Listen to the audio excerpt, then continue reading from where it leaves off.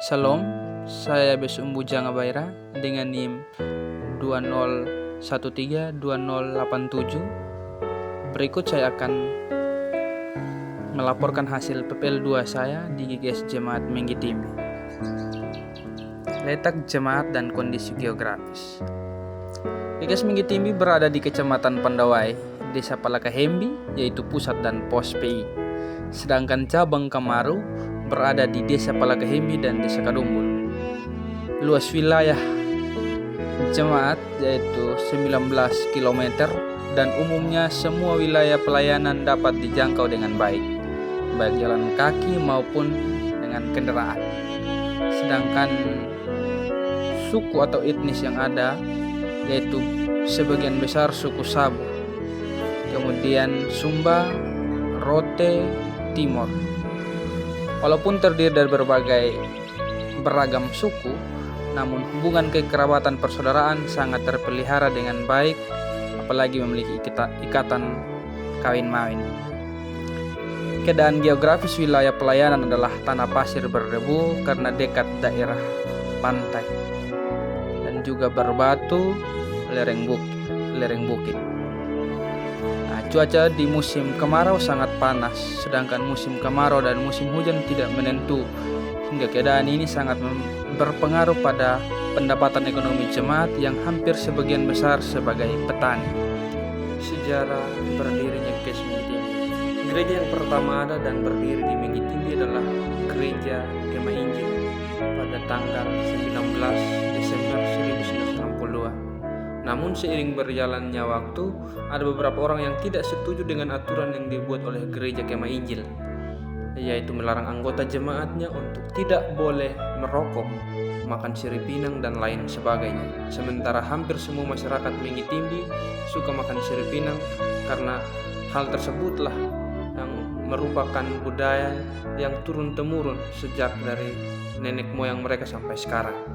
Oleh karena itu, Bapak Lodowik Lagemuka dan Bapak William Wilahibe bersepakat untuk pergi dan meminta kepada Bapak Guru Injil Petrus Nara yang saat itu sedang melayani di GGS Patawang Cabang Mojawa untuk mendirikan tempat ibadah di Menggitimi. Maksud dan tujuan yang telah mereka sampaikan kepada Bapak GI Petrus Nara dan Pendeta Willy saat itu diterima dengan baik dan dibawa untuk dibicarakan dalam rapat.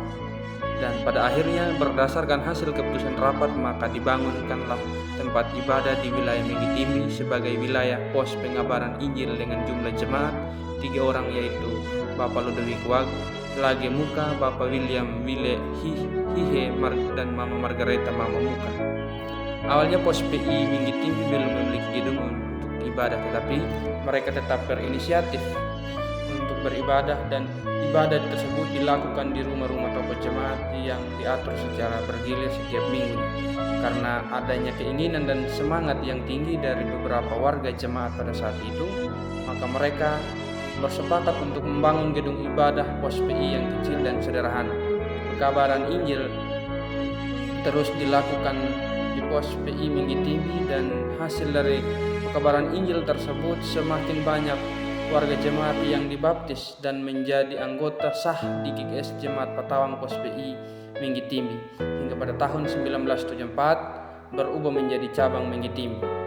Pada saat itu gedung ibadah cabang Menggitimi juga dipakai untuk sekolah, yaitu SDI Menggitimi, dan pada tahun 1985 karena jumlah jemaat yang semakin bertambah banyak, maka GGS Jemaat Patawang memekarkan cabang Mojawa menjadi jemaat yang mandiri, yaitu GGS Jemaat Mojawa dengan pendeta tertabis Pendeta MK Biliora SMPH.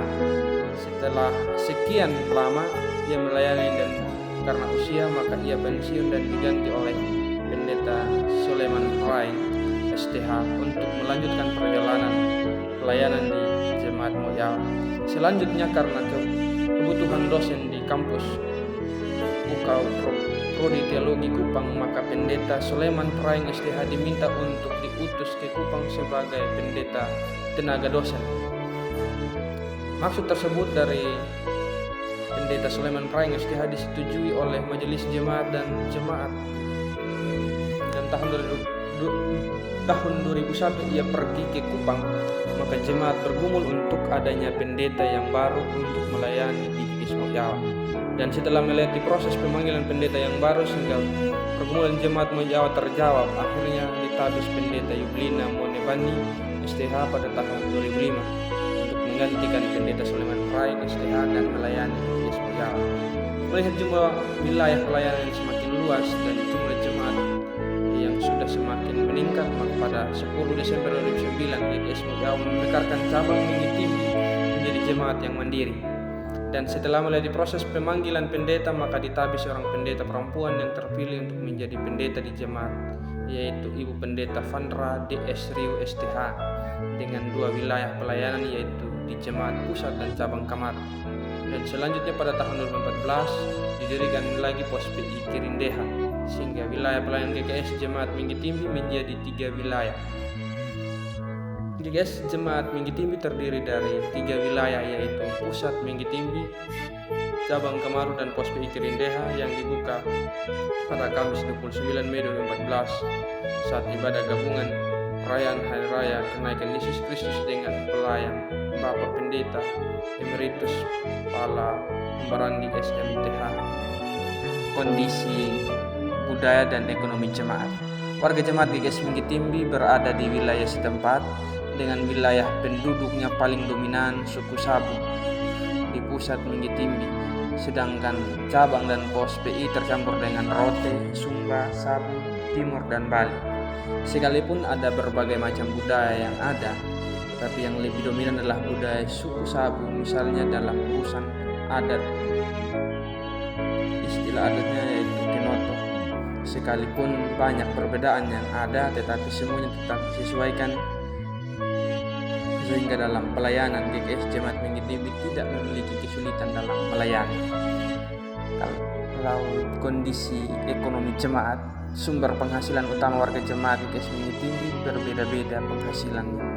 Ada yang berpenghasilan dari laut, ada yang berpenghasilan dari tanam sayur-sayuran, penghasilan dari kebun yaitu jagung, dan ada juga penghasilan dari pohon tua. Sebagian besar jemaat Minggi Timbi bermata pencarian sebagai petani yang menggantungkan hidupnya dari hasil usaha kebun, laut, dan berdagang di pasar. Bidang pengamatan yang pertama, pelayan pendeta. Pendeta adalah jabatan gereja yang mempresentasikan jabatan Yesus Kristus sebagai Raja, Imam, dan Nabi.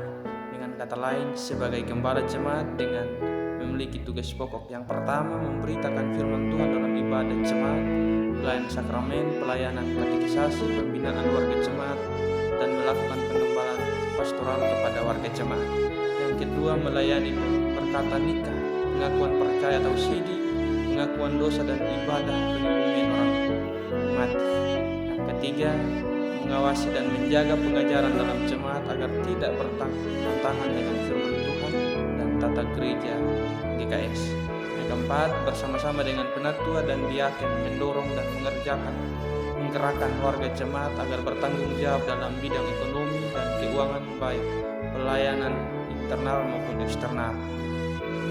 Dan yang terakhir, bersama-sama dengan penatua dan diaken dalam menegakkan disiplin gerejawi serta menyelesaikan permasalahan yang terjadi dalam jemaat. Waktu yang diluangkan dalam melakukan PPL sangat singkat sehingga tidak semua jenis pelayanan pendeta penulis amati. Adapun demikian, sejauh pengamatan yang diamati bahwa pendeta dapat menjalankan tugas dan tanggung jawab dengan baik serta dalam menyampaikan firman Tuhan sangat baik berdasarkan konteks jemaat. Ibadah minggu. Pelayanan ibadah minggu di GKS Jemaat Minggi Timbi adalah ibadah rutinitas yang dilakukan di pusat, cabang, dan pos PI. Dan ibadah dimulai jam 9 pagi sampai selesai. Dan selama menjalani masa PPL 2, saya diberikan kesempatan untuk memimpin ibadah minggu sebanyak 6 kali secara rolling dari pusat, cabang, dan juga pos PI. Ibadah pemakaman. Dalam rangka pelayanan ibadah pemakaman, selama Saya berada di GKS Jemaat Minggi Timbi, sering diikut sertakan dalam pelayanan ibadah, penghiburan, program kerja majelis jemaat. Ada perayaan hari raya gerejawi, pelayanan diakonia, pelayanan PKS, pelayanan katekisasi, pengembalaan, kebaktian minggu, kebaktian hari raya, dan kebaktian khusus dijalankan dengan baik. Kegiatan komisi perempuan setiap Senin jam 4 sore, komisi bapak tidak berjalan, komisi pemuda dilakukan setiap hari Sabtu sore, komisi anak dan remaja selalu ibadah dilakukan hari Minggu. Bidang pelayanan yang pertama, ibadah rumah tangga. Ibadah rumah tangga dilaksanakan setiap hari dengan jadwal setiap Senin, Rabu, dan Jumat di pusat, Selasa, Kamis di cabang, dan hari Rabu sore di pos PI. Bidang pelayanan yang pertama, ibadah rumah tangga. Ibadah rumah tangga dilaksanakan setiap hari dengan jadwal Senin, Rabu, dan Kamis di pusat, Selasa dan Kamis di cabang, dan di pos PI setiap hari Rabu sore. Apabila jemaat dan dalam urusan adat atau kesibukan lain, maka ibadah part diundur ke hari yang disepakati rumah tangga yang mendapatkan pelayanan, dan bahkan ditunda dan tidak dilaksanakan. Jemaat melakukan ibadah part dengan berkumpul 5-7 kakak dalam satu rumah. Kemudian pengamatan terhadap majelis jemaat dalam pelayanan PKS. Bidang pelayanan yang pertama, ibadah rumah tangga. Ibadah rumah tangga dilaksanakan setiap hari dengan jadwal Senin, Rabu, dan Kamis di pusat, setiap Selasa, Kamis di cabang, dan setiap hari Rabu sore di pos PI. Apabila jemaat dalam urusan adat atau kesibukan lain, maka ibadah part diundur ke hari yang disepakati bersama.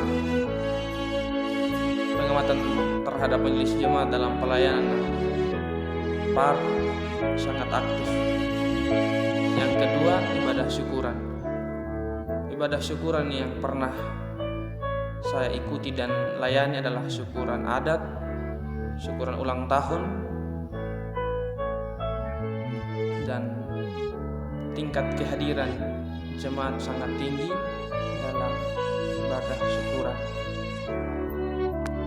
Evaluasi terhadap pelayanan yang dilakukan dengan memperhatikan analisis SWOT, kekuatan, kelemahan, ancaman, dan peluang. Yang pertama, kekuatan. Satu, pendeta jemaat yang sangat tegas dalam memberi perintah untuk mengikuti kegiatan gereja.